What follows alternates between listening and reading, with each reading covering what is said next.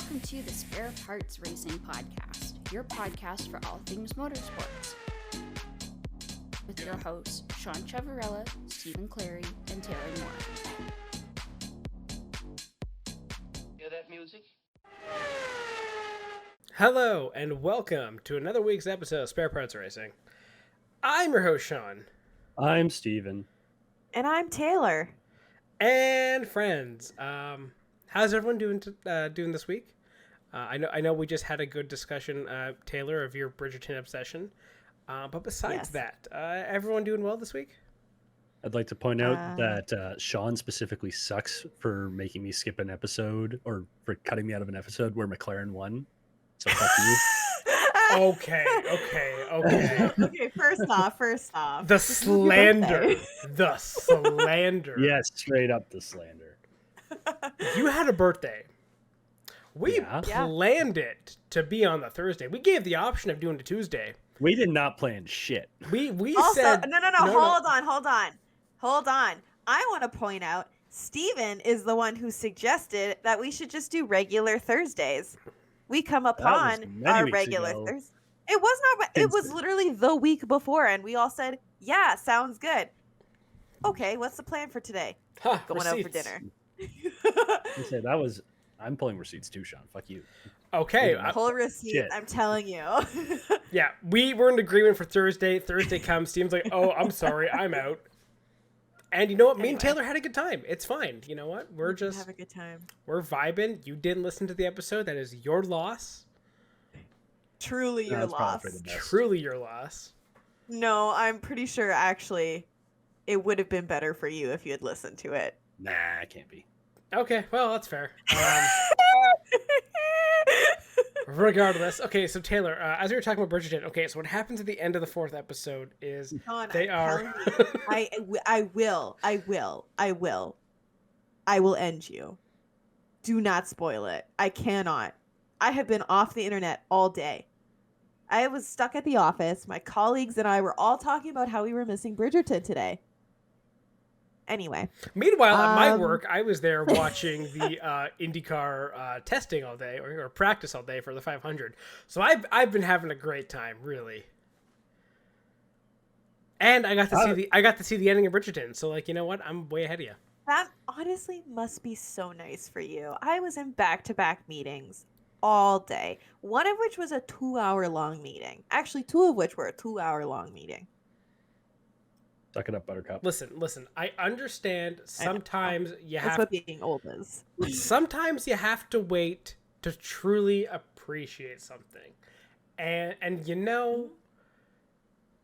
I don't really know how I'm trying to put this in, but I'm just trying to get to Keselowski finally won a fucking race, okay? So... But can we also just say, like, how right you were? Like, you literally called it. Yes. Just days. I literally before, told Steven, bet on Keselowski, too. Yeah. Did you, Steven? I don't think he did. We were golfing, and we were talking about our bets for NASCAR. I said to Steven, "Oh, yeah, I didn't bet on Keselowski this week. You should totally bet on him." Oh, yeah. That's fair. The joke is so actually... So no one bet on Keselowski? Oh, no, I fucking did. I did. I was not living... Okay, good, no, 100% did. I was like, there's no way. Oh, yeah. Well, then you're welcome that I didn't, because if I had, then Buescher would have just cruised to victory. Listen, Buescher took one for the team. We have to appreciate that. I'm not sure he feels the same way, but... Oh, he just pissed. Yes. Yeah. Darlington was fantastic race. Got like a 93% or something like that on the Jeff Gluck. Was it a good race-o-meter? That has been this year to a T. It's either been a fucking banger or it's 50-50. Everyone's split on it. Yeah. And really? Yeah. Even the short tracks? I thought everybody hated that. Was it the short tracks? Yeah. Yes. Yeah, it's like package is terrible. Yeah, but even then... That's still 50-50? Who won the short track? Which one specifically? I don't know. Didn't one of them Elliott win, and that really boosted the "is it a good race-o-meter"? Because like Elliott winning, just does that. Yes. So, yeah. Right. It happens. Of course. But besides that, yes, it was a very, very good week, and I've been saying RFK's coming. We finally get a win that's not Joe Gibbs related or Hendrick. Yeah. I mean, I guess he had track house, but like besides that, plate track doesn't count. So yeah, fantastic race. Keselowski finally gets a win. Really overdue. Really like the celebration. And like, you know, it was a happy moment. It was really much everyone liked that. Maybe not Chris Buescher, but even Buescher was actually still happy that Keselowski won.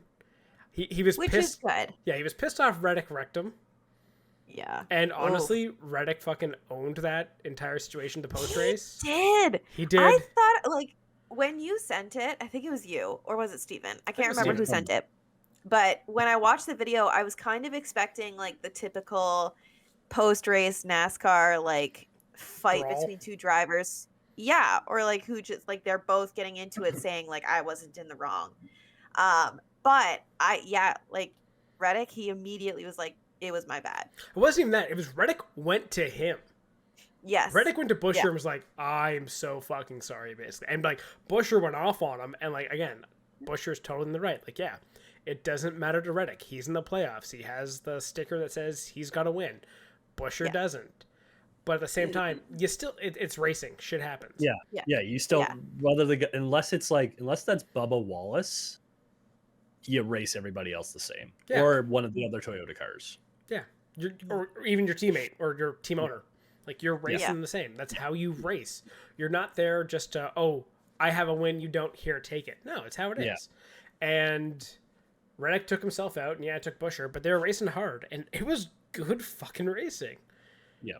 Like, Darlington was a really fun race, and, you know, that, I guess, intermediate package really is showing that it's good. Yeah. And, like, I don't know. Now they just got to work on the others so that we can get good racing all the time. Okay. Or, like, most of the time, because every race cannot be a banger. Now, while NASCAR could say that, and they could work on everything, better idea is let's have an in-season tournament. Oh my gosh, I'm so glad you brought that up. How freaking dumb is that? Honestly. I thought, and like just when I thought that we were done with NASCAR gimmicks, they introduced this. It's even confusing in basketball. Yeah, I do not understand why. I hate it so much. You already have the playoffs, which most people are like, it's kind of weird, but whatever, we'll deal with it. We've had it for so long. Yay. And now you're doing this? Are you trying to make your fans mad? Are you trying to make people just like give up and say this is dumb? Okay. I can understand a reason for the in-season tournament. The reason you create like this kind of in-season tournament for something that is a 30, how many races is it? Like 36 races, let's say, or 35 or whatever. For how many races you have in a season, there are some times where fans feel that not every race matters, and you can maybe skip a race or not pay attention. And or if you're a very, filthy casual fan, as I guess the people of NASCAR see it, if you were not like actively watching or I'll throw on a race, sure, but you don't have a fan or you don't have anyone to root for, or you have no rooting interest, it's why am I watching this? Mm-hmm. The in-season tournament creates a narrative and creates storylines for you to watch, so for you to basically hang on to and for you to watch. So I can understand that. However, it creates the other problem where there's too much stuff going on with the race to the point where I don't even want to watch it because it's like, okay, so there's a stage system, there's playoffs apparently, there's an in-season tournament. Yeah. All of this stuff is relevant in this one race. What is happening? Mm-hmm. Like, if NASCAR wants to create a system that a casual viewer can just turn it on, watch this, and have a rooting interest in somebody. NASCAR actually already has that. But it's something that pisses off everyone. and it's the gambling side of things. Now, if you could make a way where you could maybe have like a season-long pick 5 contest or something, or pick 4, where you're always picking guys to win, maybe money is not involved, you can do something like that, where you have a rooting interest, you're always picking guys you think can win, or you want to win. That would be a fun way to actually get fans engaged in NASCAR without having this convoluted, fucking just ridiculous system they keep trying to push in. Like, I understand you've run out of ideas. And you've run out of ideas, and you refuse to use old ideas, which is why when your fan base cries, hey, let's get more power on short tracks, you go, no, I got this. We know what's better. In-season tournament. Like, it just doesn't make sense. There's such a disconnect and an unwillingness to admit there was any mistake. It's double down, double down, double down. Yeah.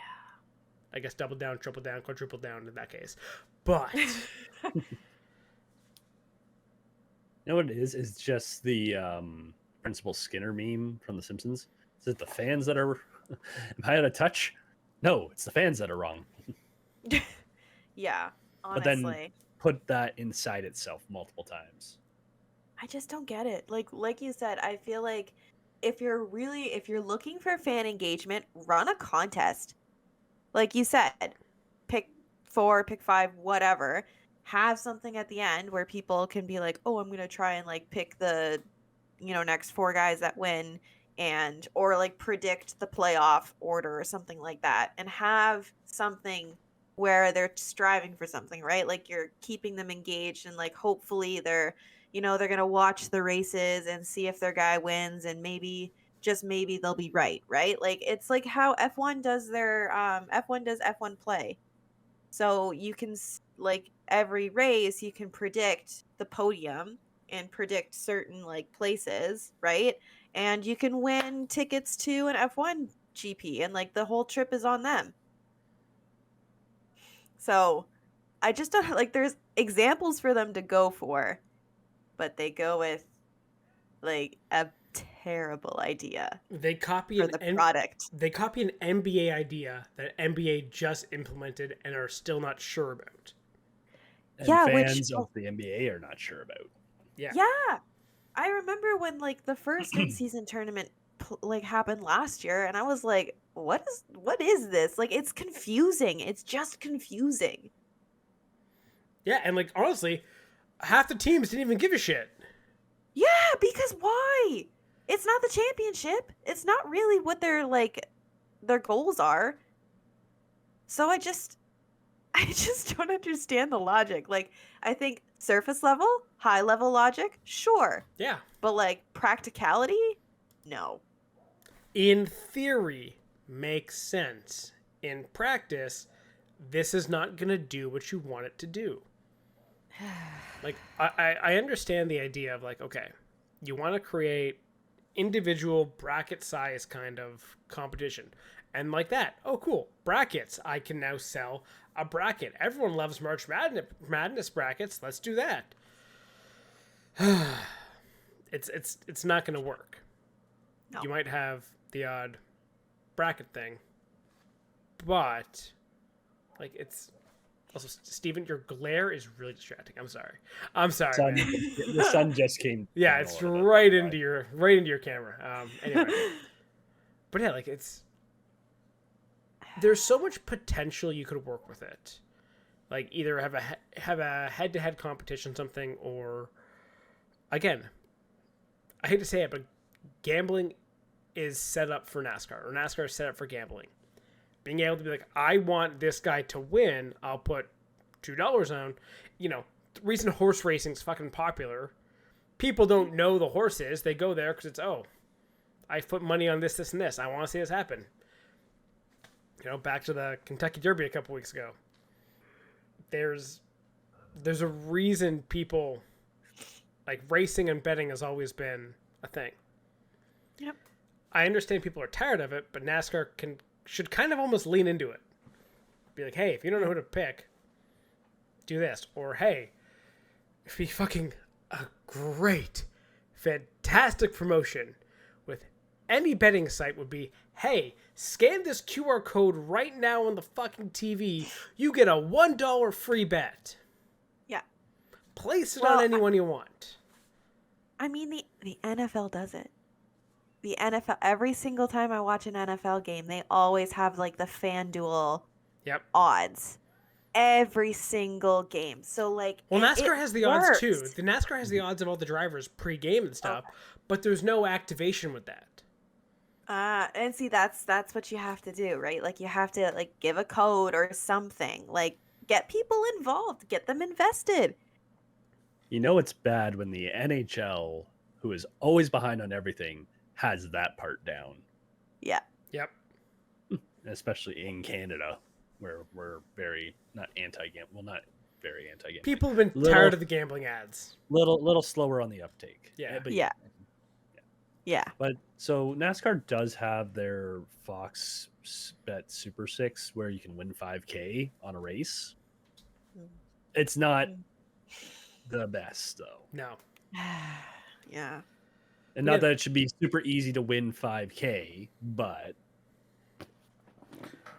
again, but that usually involves you go to something, you see something, like you can't really do that while watching, or like you have to get away from watching to do that.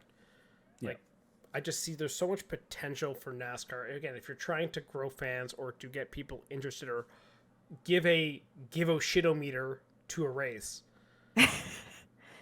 and to be honest, there is a failure of sports journalism nowadays. Which is? Well, like, it's the same thing in all sports, that, like, back in the day, sports journalism was something that was a why you should watch this. They created stories, they created the narratives of basically what is important about this event, why should it be watched. Nowadays, everything, like, and this isn't just racing, this is racing, NFL, NBA, NHL, soccer, fucking baseball, tiddlywinks, whatever. Sports journalism, I think, fails. Not all of them. There are some good journalists out there. But the mainstream sports journalism on maybe your local network or anything like that, it's all about hot takes. Everyone wants to be the next Stephen A. Smith or like Shaq or some guy like that. Yeah. Or it's about just spicy headlines. Get the clicks. Yep. Like, no one, especially like if you look at the back of the day of like racing, how it grew, there was no social media. It was all word of mouth, TV, and good journalism. I mean, I would say though that I feel like maybe the only sports series that has like decent journalism is F1. Like I feel like they don't necessarily go for those like kind of shiny headlines. Like they actually do try and like have good stories and like good opinions and like opinion columns and stuff like that. I think they attempt. I counter that with the fact that we had Fernando Alonso dating Taylor Swift rumors in F1 journalism world.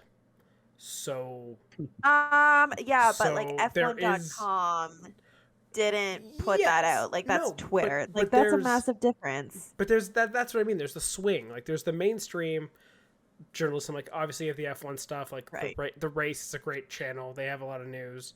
Motorsport.com Racer, very good stuff there. But it's the mainstream stuff, right?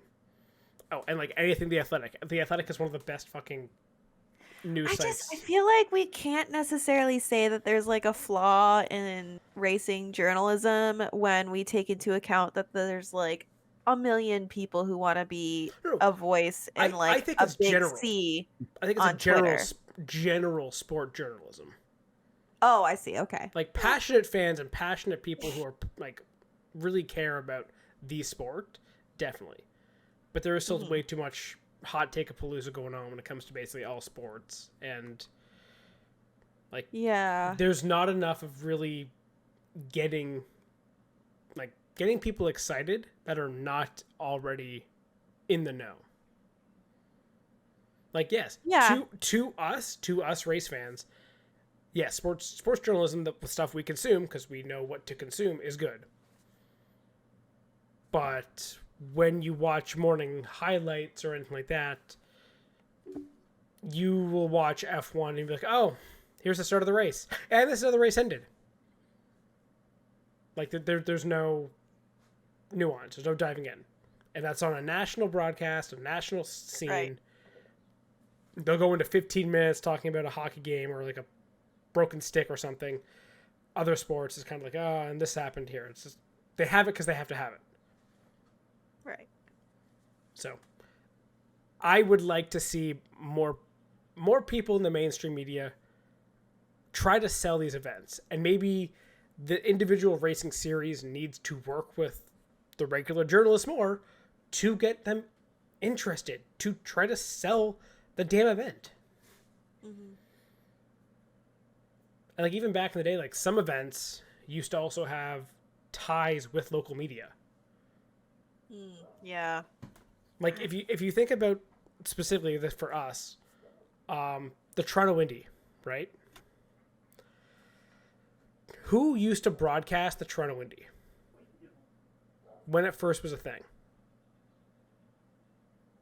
I'm trying to remember. I was usually down at the track, so I don't remember the TV. It was a CBC broadcast. I was gonna guess CBC because they used to handle all, like, basically all of the big Canadian all events. big Canadian events used to be CBC, but then it became either Sportsnet or TSN, stuff like that. So for me, I would say, like, and that also helps sell your product because now you're interested. CBC has its, like, you know, its news side of things and sports, and they try to get people interested, and there's a more active fan engagement or fan knowledge, or trying to create fans also. But nowadays, big sports media just buy said series because they think it'll just grow. They do nothing to engage with it, and then it just kind of flatlines. We've seen that with NASCAR over the years. IndyCar, despite always talking about growth, really has not. Like, it's just flatlined. Same with F1. Coyne wants a new car. He does. Oh yeah, Steven, you missed that conversation last week. Oh, good. Okay, I put that on the notes for last no. week, so. Well, if you listened. Yeah. Coyne. Anyway. I'm just frustrated and ranting. There's not a whole lot here. But that's okay. But, like, honestly, I totally get where the frustration lies. And I think, you know, we've said this many, many, many, many, many times before that NASCAR needs to do better and IndyCar needs to do better to market their products to fans so that we actually want to, like, stick around and not, like, hightail it to IMSA or WEC or anything that's actually, like, interesting and not set up dumb and confusing. At the end of the day, it's on the fans of the series to bring in more fans. It really is. Like, me and Steven go to the race, and we try to bring people every single year. Yeah, but at the same time, if your product is not good, you can only do so much. You can introduce people, but you can't make them stick around if the product is not interesting enough for them to stick around for. That is fair. 100% fair. So it still falls back on the series, right? Because if you're, as a fan, you're really excited about something and you say, you know what, this is really great. You're going to like this. You know, they do all of, like, this, and this to really engage with their fans. Yeah, people are probably going to stick around. But if you're kind of trying to bring them into a series, it's like, yeah, and this is kind of confusing. And, like, I'm not sure I really like this. I feel like your chances of, like, that person sticking around is, like, very slim. That's fair. Sorry, back to the whole thing that started this all. The in-season tournament. 20-minute rant. I know. It's fucking way off the rails. I apologize, but it's fine. That's okay. In-season tournament, what do you think is the outcome of this? Not for, like, who's going to win, but, like, is this something that's long-term with NASCAR? I do not think this is going to go long-term. Like, I really feel like this is going to fail. Like, maybe we get 2 years. Denny Hamlin wins it once, and fans completely call for it to be dismantled. Rage quit. Well, Denny Hamlin's one of the guys that actually called for this kind of thing. Yes, and Oh, that's yeah, why of people course he that's why did. people will call for it, because then they'll say, well, it's just they just do whatever Denny says. Yee, Jenny So- Hamlin. If you really That's want to my- have an in-season tournament, don't make a driver versus driver. What are you gonna make it? Team versus team. Oh, okay, interesting. That would actually maybe be interesting.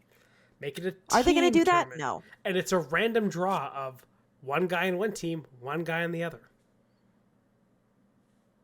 And that would be great.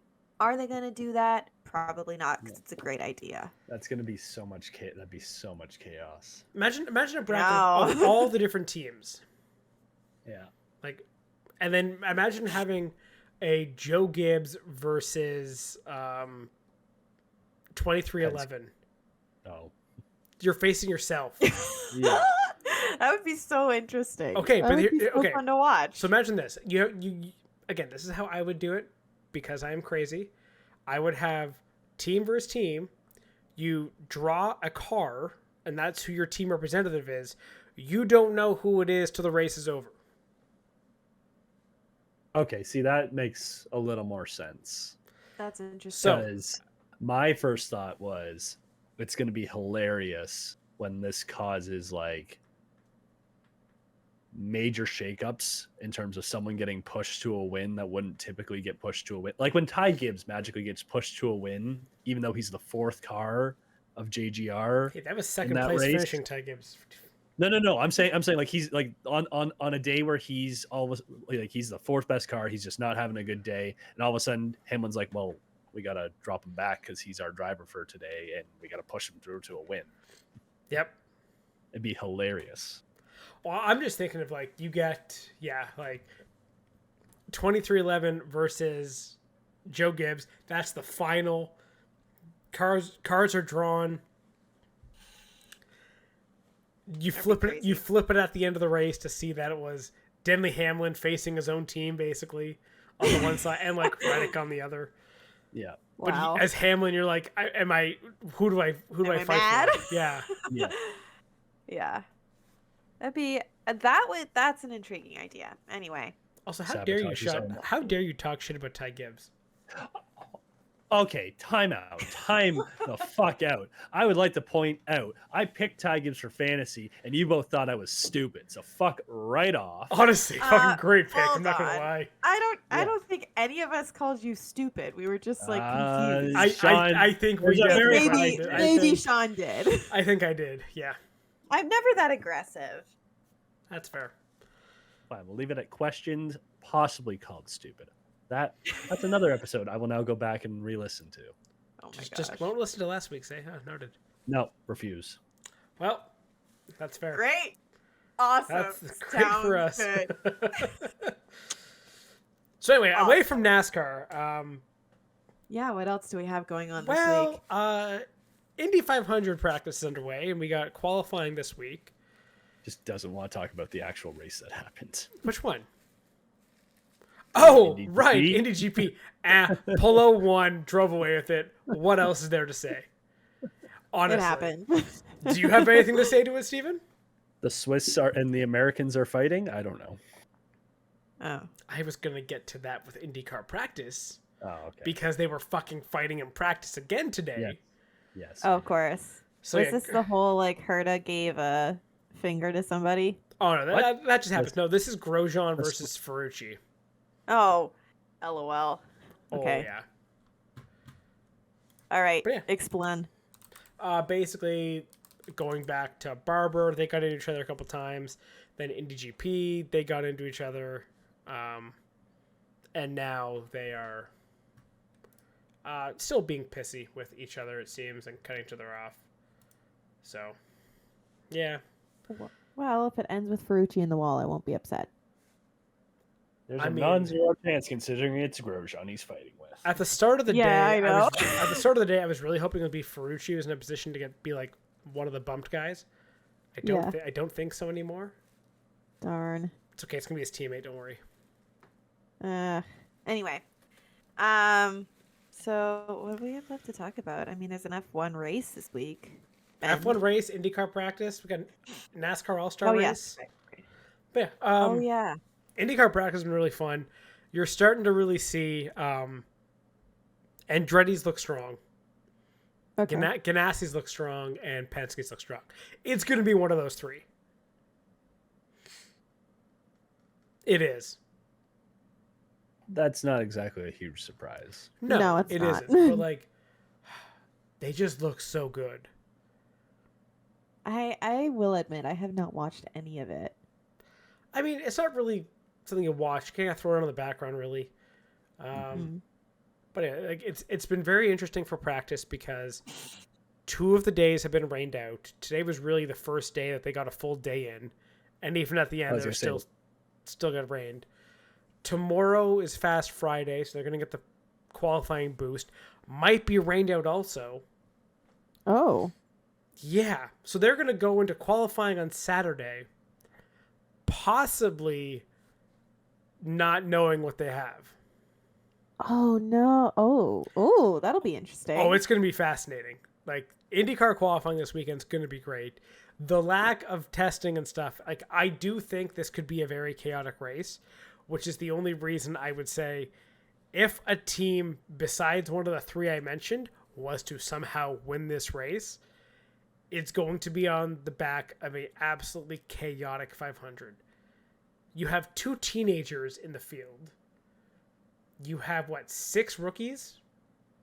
7 rookies in this 500. People are going to make mistakes. Shit's going to happen. Guys are going to make moves that are stupid. Yeah, this is going to be a really fun 500.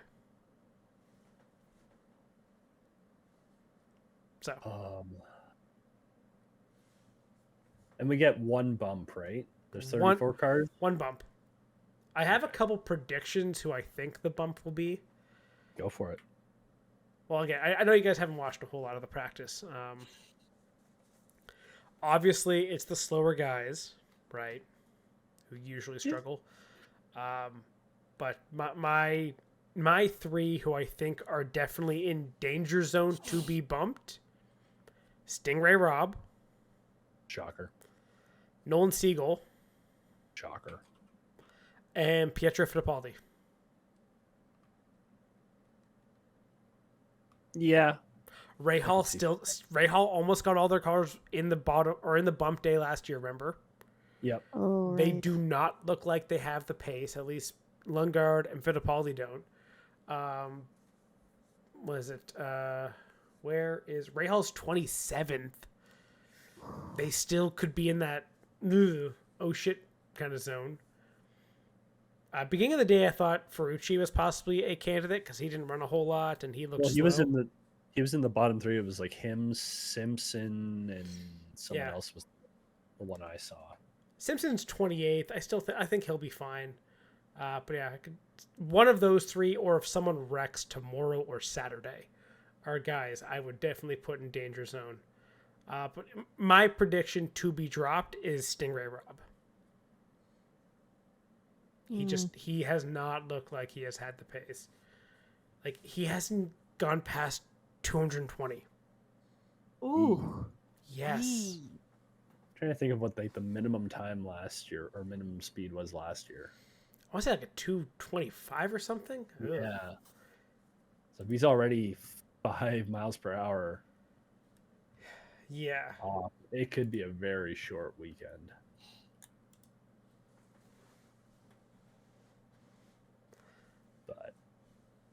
And like, he's also low on the total laps too.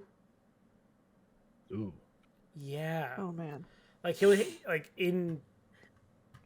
for the total laps, I think, was it for this session? Or I guess for all the sessions so far. Stingray's only done 83 laps, which is the lowest of anyone in the field. He only had 14 today. Yeah. Yikes. That's scary. He's gonna get bumped. I'm worried he would be the guy to get bumped. I feel bad for him in that situation. But like, everything's kind of pointing to like that's a red flag on that car. Absolutely. Yeah, McLaughlin 164 laps, Dixon 133, Award 137. Like these guys have been putting in some work at the top. Anyone who's like under 100, I'm kind of worried about. Linus Lundqvist had 86. He put it in the wall. So, yeah. Yeah. Well, when is it? Saturday? Yep. Saturday and Sunday. Okay. You have your first day, then you have your bump/pull day the next day. Cool.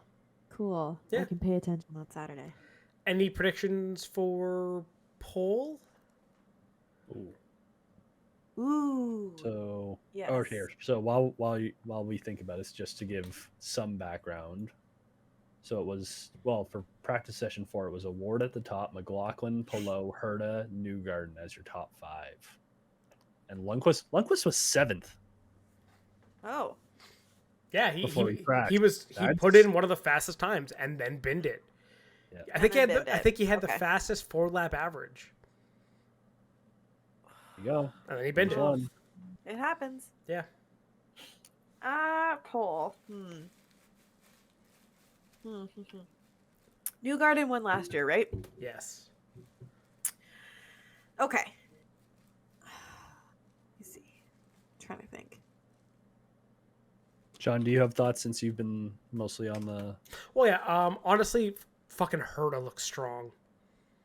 His car. I did see that his car has strong. looked hooked up. He was one of the fastest times, one of the fastest no-toe times. Yeah, and the Andretti's have looked good. Besides, what was it?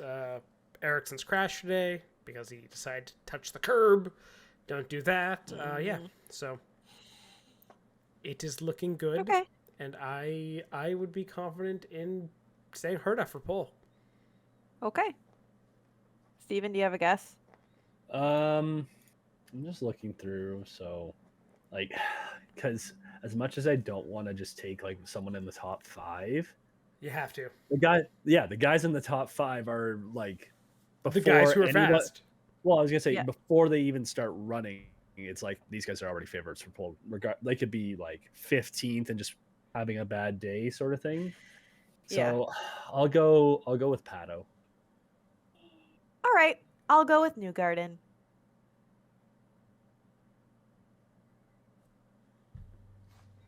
Okay, I think that's fair. Yeah. I do have also for pole this year. They're expecting it to be even faster than last year.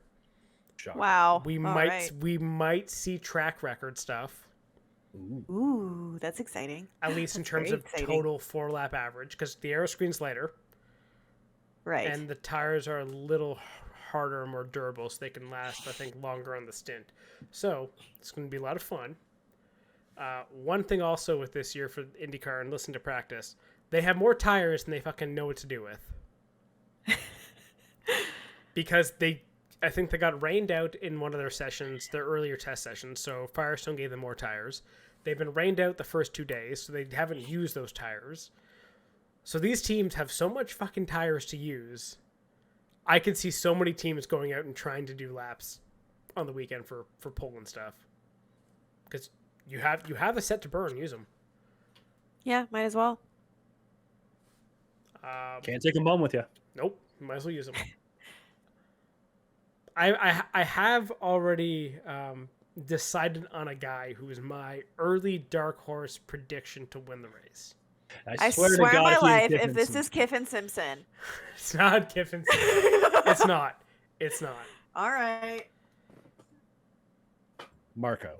Andrew, are you serious? Do you know how many times I've heard at the track this year? It's Marco's year.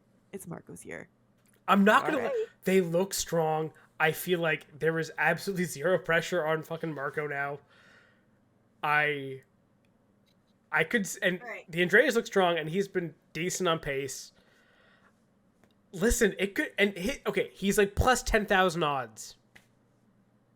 All right, you know what? That's actually, like, just take the odds. Why not? Yeah. But because I've heard this so often... I think a Marco choice is not a terrible pick for this race. Okay, well, as of right now, and seeing how the weekend goes for qualifying, I would love to see a Marco win. All right. He is my extreme dark horse pick for this race. Okay. This is what I'm going to say. And maybe we're not going to make this a tradition on the podcast. However, I will give you $20 if he wins this race. If he wins the Indy 500, I will give you $20. Deal. Fucking deal. Because to me, I'm like, no, it's just not going to happen. I that's fair. That is fair. So, all right. Steven's trying to bet on Marco right now, okay? Do you just not see this man? He is trying to pull it up on his phone. He absolutely is. Plus So, 55. Internet Shake. Yeah. So he okay. $20. Steven, what is his odds now? Plus 5,500. He was plus 10,000 this morning. Well, it helps when you go sixth fastest. I put a bet on Marco this morning because I'm like, you know what? He was looking strong in the limited running they've had. He's up there in pace. Let's throw a little bit on there. We'll see what happens. He has All worse right. odds than Ferrucci, VK, Christian Rasmussen. He has worse odds than Christian Rasmussen. Okay, that's ridiculous. You know what? I'll take it. That's gonna be like there's no pressure on Marco. Yeah. If I win $55, There's zero for a single expectation. bet, I'll take it.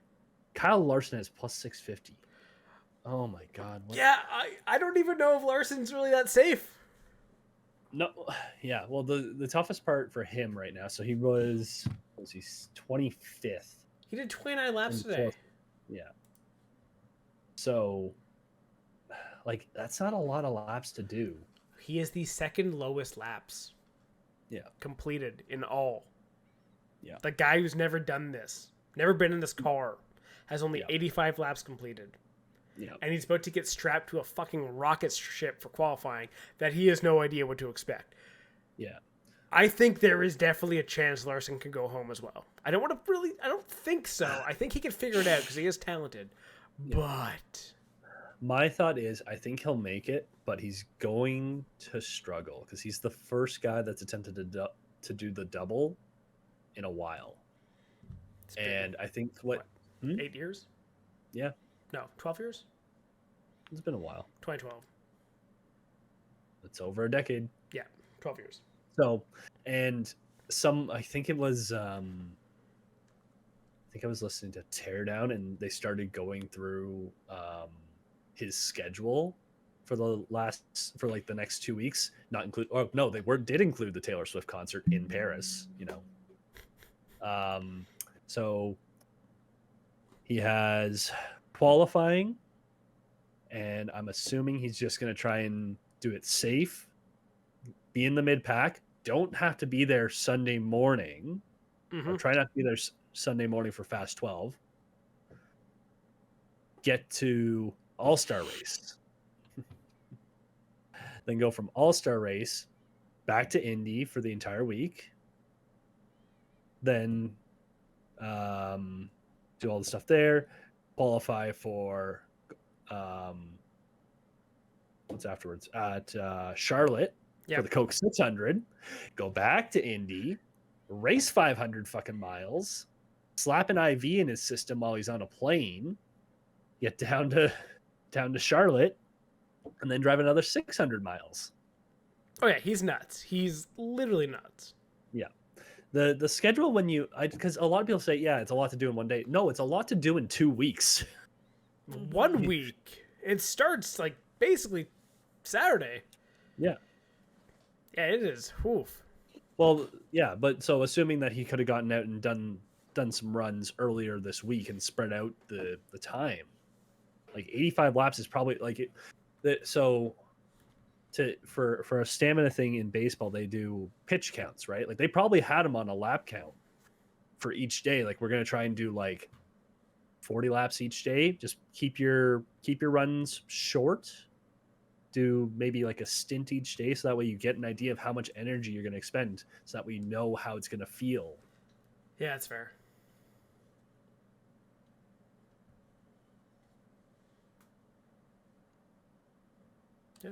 Yeah, it's gonna be he's gonna be a fun one to watch. Yes, the double attempt is always fascinating.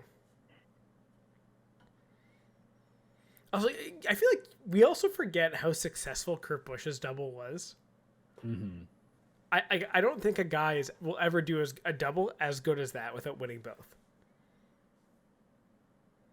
He came 6th for the 500 and then 3rd in the 600. Like most guys that attempt the double never finish it. You either get wrecked out of one race or wrecked out the other. Yeah. So for Kurt Busch to have, top 10 and a top 5 finish, fuck yeah. Definitely not commended enough in the world of motorsports. Mm-hmm. But yeah, because I guess by this time next week when we talk again, it'll be Carb Day. We'll know the poll, all that. Does anyone have any early predictions or who they're rooting for the 500? Of course, Ericsson, always. Oh, Mr. I binned it today. Way to go. Yeah, absolutely. Surprised it wasn't Grosjean. Yeah. He saves it for the end No, of the race. I've jumped that ship. That ship sank. But from the Swiss to the Swede, noted. What? Outside of like the top guys, the guys like the easy ones to say are obviously Connor Daly as a native who doesn't have a full-time ride, or Helio in the Drive for 5. Like those are the real two easy ones to cheer for. I got one other to cheer for. Obviously, yeah, Drive to 5 and Daly, who's been the perennial guy. Scott Dixon. Yeah. You know, he's been cursed for almost 20 years now. If Dixon can finally win again, I think that would be a fantastic story.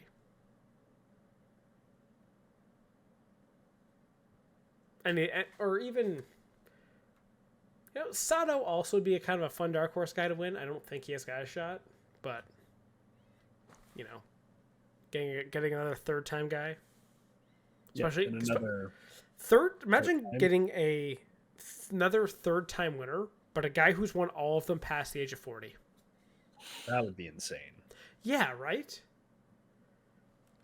Running a negative split on my career at the Indy 500. Yeah.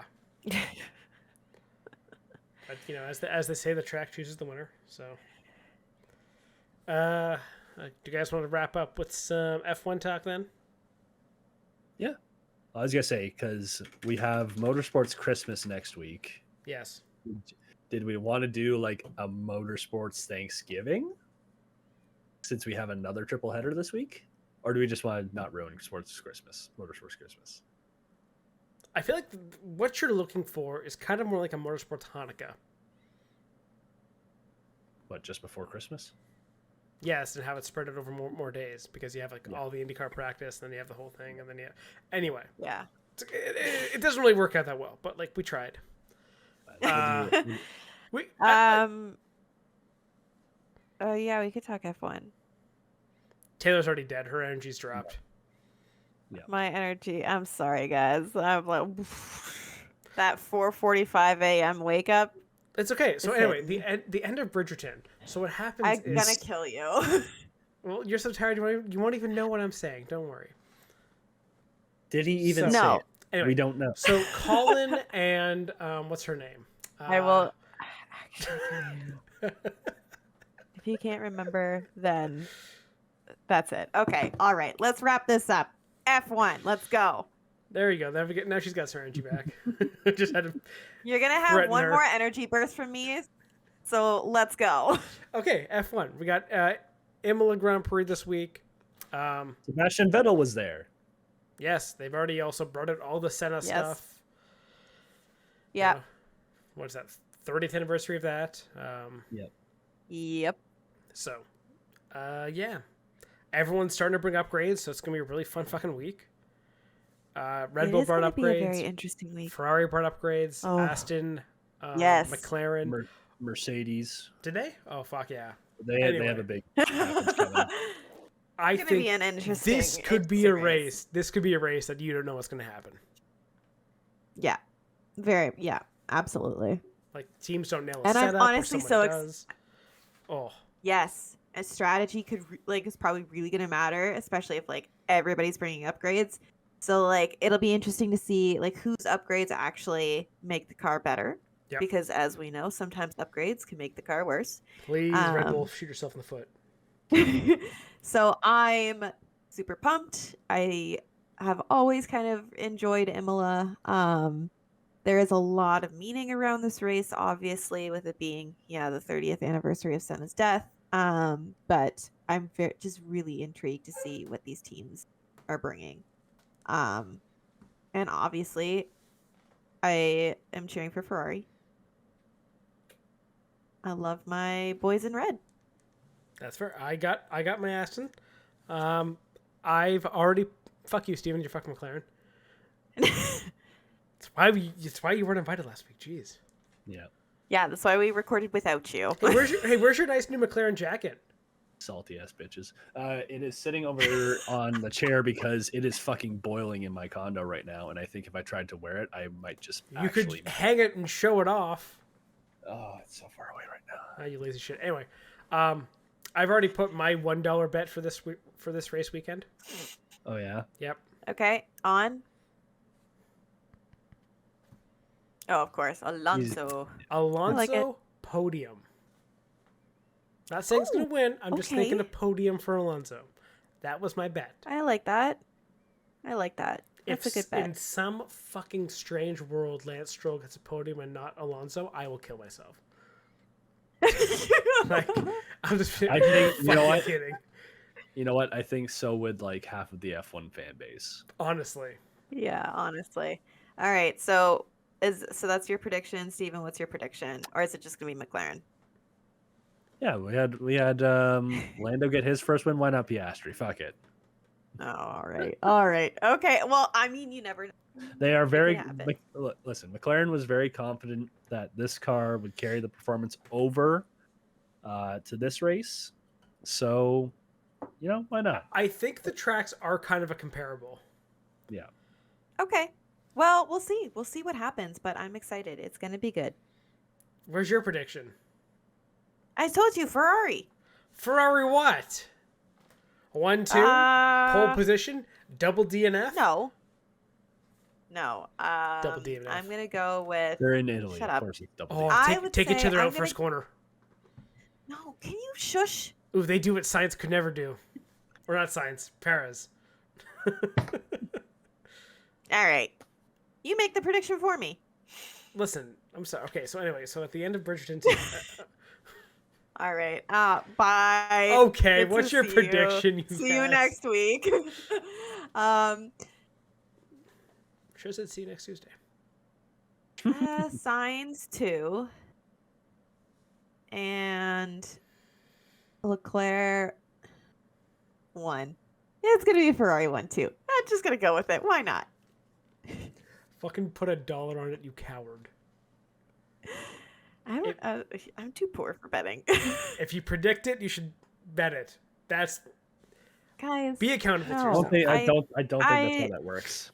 I leave the sports betting to you guys. I don't need to be in on that. You guys can have your little betting corner and gamble away.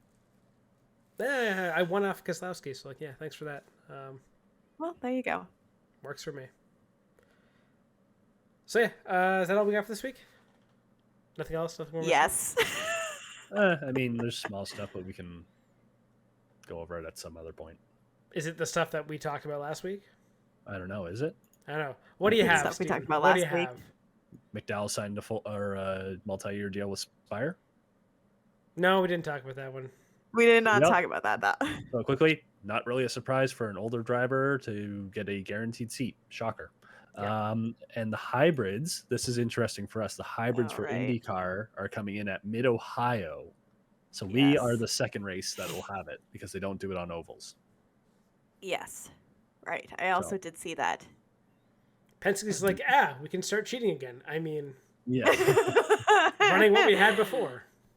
Ooh. Yeah. Well, we didn't. Yeah, I think that's good. Running the same software as everyone else. Yes. Everyone could have done this. We just actually did it. They just never talked about the penalties dished out for them either. What, you didn't talk about how Cindric's gone for the entire month? Yes, we did. Okay, listen. I remember roasting did. you. That's about it. Taylor remembers more. It's fine. We talked about that. Oh, didn't we open with that? I think we opened with that. Yeah. Anyway, it'd be really bad if you didn't hit it. Anything else on your list there, Steven? No, that's basically it. Okay, well, that's fair. Anyway, Kiffin Simpson for pole tomorrow or for Saturday. But okay, you said it. You have to put $1 on it, you fucking coward. I wish. They don't actually offer betting for the pole. Coward. You'd request it if you truly believed it. Well, okay. Anyway, moving on. Just send an email back. What the fuck drugs are you on, son? Yeah, submit that in only for a couple cops to show up at your house for a wellness check. Yep. So yes. Anyway, on that wondrous note, thank you very, very much for listening. Do all the things that you like, the liking, the subscribing, the following us on social media. Steven, you look blue for some reason right now. Oh God, I see that. And thank you. We'll be back next week. Goodbye. Thank you for tuning in to the Spare Parts Racing Podcast. Remember to subscribe so you don't miss an episode, and follow the show on Twitter at Spare Parts Racing. That's Spare Parts RACIN, and on TikTok at Spare Parts Pod. Follow the hosts at Sean Chavarella, at Stephen Clary, and at Tay Moore.